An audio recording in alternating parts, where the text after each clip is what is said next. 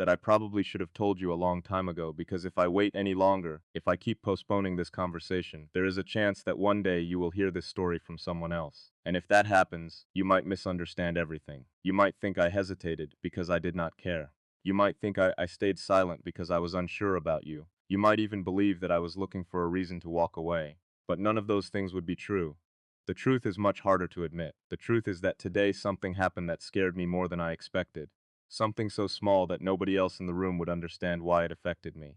Yet the moment it happened, I completely froze. And it happened because of my mother. You see, I have spent years imagining what it would be like to meet you, not just see you, not just know your name, not just hear your voice. I mean truly meet you. The version of you that exists beyond photographs, beyond imagination, beyond every late night thought that quietly visited me when nobody else knew what I was thinking about. I have imagined introducing you to my family. I have imagined the first awkward conversation, the first nervous smile, the first moment everyone realizes that this woman is not temporary, she matters, she is staying.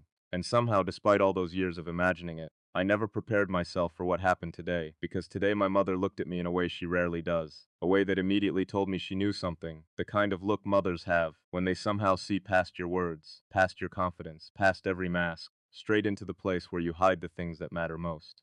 She looked at me and smiled. Then she said something I wasn't ready to hear. She said, "I think I've seen her before." And in that exact moment, my heart stopped. Not because she was angry, not because she disapproved, not because anything bad happened, but because suddenly you felt real. Do you understand what I mean? For years you existed somewhere between hope and imagination. You were a possibility, a future, a prayer, a question mark. But the second another person recognized you, the second my mother spoke as though you were already part of our story, you stopped feeling like a dream, and dreams are safe. Dreams cannot leave. Dreams cannot reject you. Dreams cannot break your heart. Real people can. That is what frightened me. Because once something becomes real, you can lose it. Have you ever noticed how strange love is? People spend years searching for it, begging for it, praying for it. Then the moment it starts getting close, they panic. Suddenly they become cautious, defensive, suspicious. They start questioning everything. Not because they don't want love, but because they finally have something worth losing. And I think that's what happened to me today. I realized that maybe you are no longer just a possibility. Maybe you are getting closer. Maybe life is quietly moving us toward each other. And instead of feeling brave, I felt terrified. Because what if I am wrong? What if the future I have imagined is only a story I keep telling myself? What if you are out there living your life completely unaware of these thoughts? What if you meet someone else first? What if timing wins? What if distance wins? What if fear wins? I know those questions sound irrational, but love has never been rational. The people who pretend otherwise are usually the people who have never risked enough to understand it. Real love is uncertainty. Real love is stepping towards someone without guarantees. Real love is waking up every day knowing that another human being has the power to hurt you and choosing them anyway. That is not weakness, that is courage. And yet I wonder something. Would you still choose me if you knew all my fears? Would you still stay if you saw the parts of me that are unfinished? Would you still believe in us if you knew how often I question myself? Because I think many people fall in love with certainty, but eventually they discover something uncomfortable. Nobody is certain. Not really. Some people are simply better at hiding it. I am not. I think about consequences. I think about futures. I think about decisions that cannot be undone. And marriage is one of those decisions because when you choose someone, you are also choosing every version of them they have not become yet. The woman they will be 10 years from now, 20 years from now, 30 years from now. You are promising to love a future stranger, and that is both beautiful and terrifying. Maybe that's why my mother's words affected me so much, because for a brief moment I saw a future that felt close enough to touch, a future where you are sitting at our table, a future where my mother already knows your favorite stories, a future where your laughter fills rooms I haven't even entered yet, a future where the distance between us no longer exists. And the scary part? I wanted it, more than I expected, more than I admitted, more than I was prepared to confess. And that realization has followed me all day. I tried distracting myself, I tried working, I tried focusing on other things. But every time my mind became quiet, I heard my mother's voice again. I think I've seen her before, as if somehow the universe was leaving clues. As if somehow our stories were already moving toward each other long before either of us noticed. Maybe that's ridiculous. Maybe it's not. I honestly don't know anymore. What I do know is this: the closer I feel to you, the more vulnerable I become, and vulnerability is a strange thing. Everyone says they want honesty, but honesty is expensive. Honesty costs pride, it costs comfort, it costs control. And tonight I am paying that price because there is something I need to admit, something I have not even admitted to myself completely. But before I tell you that, if you're still listening to this, subscribe and stay with me for a little longer. And tell me where you're watching from, because tonight this feels less like a video and more like a conversation between us. The truth is, I am beginning to worry that my life is changing faster than my heart can keep up. And that thought leads to a question I cannot stop asking myself. What if my mother recognized something that I am still trying to understand? What if she saw a future I have been too afraid to face? Because tonight, for the first time, I am starting to realize that the thing frightening me is not losing you. The thing frightening me is how much I already care about someone I haven't fully met yet. And that realization changes everything. The moment I admitted that to myself, everything became more complicated because caring about someone changes the rules. Before that, you can pretend, you can act detached, you can convince yourself that if things do not work out, you will simply move on. But once your heart becomes involved, once your future starts quietly rearranging itself around the possibility of one person, you lose that luxury. And that is where I found myself tonight, staring at a future I wanted, questioning whether I deserved it, questioning whether I was strong enough for it, questioning whether I was already too late. You know what nobody talks about? Everyone talks about finding the right person. Very few people talk about becoming the right person. Those are completely different battles. And sometimes the second battle is much harder, because finding someone requires hope. Becoming someone requires honesty, brutal honesty, the kind that forces you to sit alone with your mistakes, the kind that forces you to confront old fears you thought you had already outgrown. And after what happened today, I spent hours doing exactly that. I kept replaying every conversation, every decision, every relationship I had ever watched succeed, every relationship I had ever watched fail, trying to understand why one survives and another disappears, trying to understand what separates temporary affection from lasting love. And eventually I reached a conclusion that disturbed me. Most people do not lose love because they stop caring. They lose it because fear slowly becomes louder than trust. Fear of rejection, fear of disappointment, fear of being misunderstood, fear of choosing wrong, fear of staying, fear of leaving. Fear has ended more relationships than hatred ever could. And as I sat there thinking about all this, a memory returned to me. A memory I rarely discuss. A memory that explains far more about me than most people realize. When I was younger, I believed intelligence could solve everything. Every Snort's problem had an answer. Every obstacle had a solution. Every challenge could be broken down and conquered. But love refused to cooperate with that way of thinking.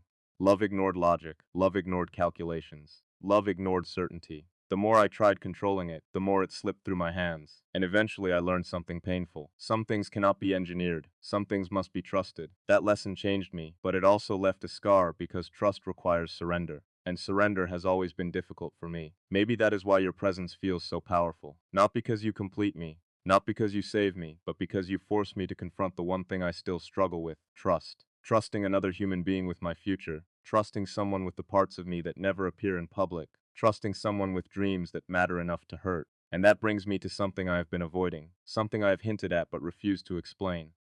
I haven't told you the real reason yet. Not because I wanted to hide it forever, but because saying it aloud makes it impossible to take back. Once you hear it, you will understand why today affected me so deeply. You will understand why my mother's words unsettled me, and you will understand why I froze. But before I tell you, I need you to answer something honestly in your own heart. Have you ever met someone who arrived at exactly the wrong time, yet felt like exactly the right person? Someone who appeared when your life was still unfinished. Someone who made your future brighter and more complicated at the same time. Someone you wanted to hold on to even while a voice inside you whispered not yet. Because that is where this story becomes difficult.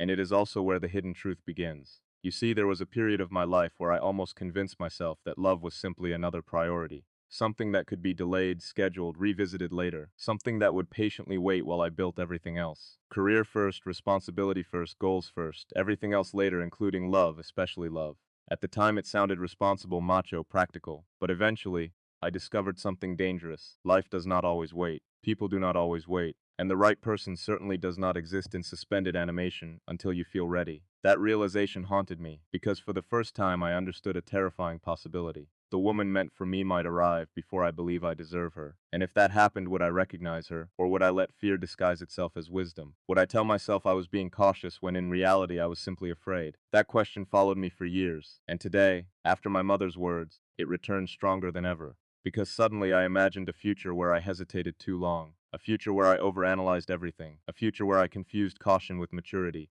And while I stood there thinking, you walked away. Not because you stopped caring. Not because you betrayed me. Not because you found someone better. But because I never gave you a reason to stay. That possibility hit me harder than I expected. Hard enough that I had to sit down. Hard enough that for a few moments I could not think clearly. Because for the first time, losing you stopped feeling theoretical. It started feeling possible. And that changed everything. The strangest part is what happened next. Because when fear becomes overwhelming, the human mind searches for escape routes. Mine did too. I started imagining alternatives, different futures, different women, different paths, different outcomes. I told myself perhaps love does not need to be extraordinary. Perhaps companionship is enough. Perhaps comfort is enough. Perhaps choosing someone safe would be easier. Someone who asks less of my heart. Someone who never forces me to confront these fears. Someone who never makes me vulnerable. For a few minutes I almost believed that. For a few minutes I almost convinced myself that choosing comfort was wiser than choosing connection. And that is the closest I have ever come to making a terrible mistake, because deep down I knew the truth.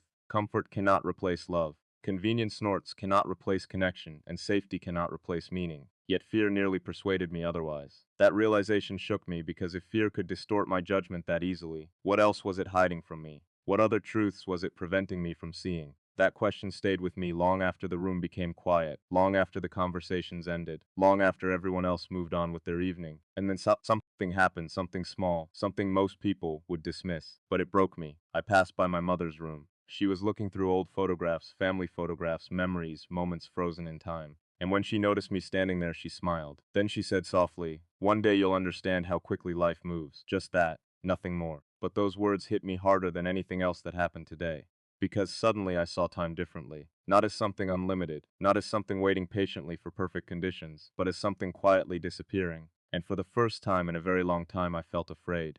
Not of failure, not of rejection, not even of heartbreak. I felt afraid of regret, afraid of waking up years from now and realizing I let fear make decisions that love should have made. And that fear followed me into tonight. It is still here, sitting beside me as I speak to you. Because there is one final piece of this story I still have not revealed. One truth that changes everything. One reason my mother's words affected me more than anyone realizes. And when I finally tell you, you may understand why tonight feels dangerously close to a point of no return. There is one thing I have been carrying through this entire conversation. One truth, one realization, one confession.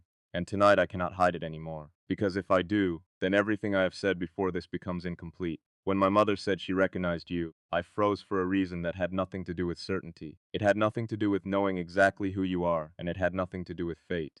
I froze because in that moment I realized something terrifying. I had already made space for you in my life, not sorts consciously, not intentionally, but quietly, gradually, without permission. You had become part of my future before I ever admitted it. And once I understood that, the fear became overwhelming. Because suddenly I wasn't protecting myself from heartbreak. I was protecting myself from hope.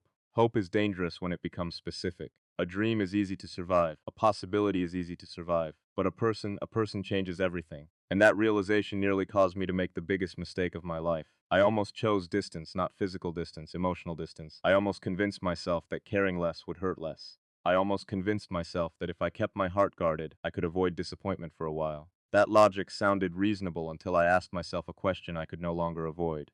What kind of future am I building if fear is making the decisions? The answer terrified me because every version of that future felt empty. Safe, predictable, protected, and completely empty. I could see myself succeeding, achieving goals, building incredible things, yet coming home to a life that never felt fully lived. A life shaped by caution instead of love. And for the first time, I understood something my mother had been trying to teach me for years. The greatest regrets rarely come from caring too much. They come from caring too little when it mattered most. That was the moment everything changed.